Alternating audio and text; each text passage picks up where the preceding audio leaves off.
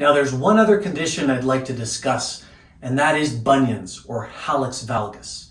So bunion, when we look at the foot just upon visual inspection, we would see a deviation of the toe like this, or a bony outgrowth just right here, a Hallux Valgus deformity. And when we think of bunions, there's a lot of underlying factors. So obviously, think of footwear, basically shoes, pointy shoes, ballet shoes if you're dancing on point, cowboy boots. Those will have a direct impact on the formation of a bunion.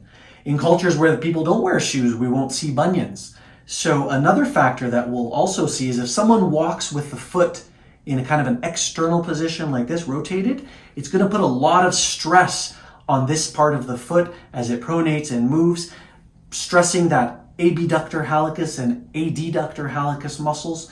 Those are all contributing factors to a bunion. If we have low arches, flat feet, hypermobility, or problems in that kinetic chain, they will predispose someone to the formation of a bunion. And in the dance community, it's almost a guarantee. You'll see this on practically every dancer that we treat here at the clinic. Now, to assess the bunion or Hallux Valgus deformity, we're basically doing palpation and ranges of motion.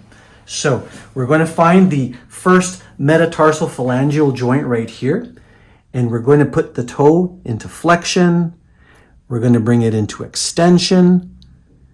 We're doing some internal and external rotation, as well as valgus and varus stresses here on the joint. And what I'm feeling for is crepitus, any clicking, popping, any tenderness or decreased mobility. And so while you're doing this, keep communicating with the patient so that they'll let you know.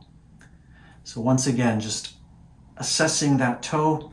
And of course, to state the obvious, the visual inspection. Just, if you do see that deformity, that pretty much will confirm that there's something going on.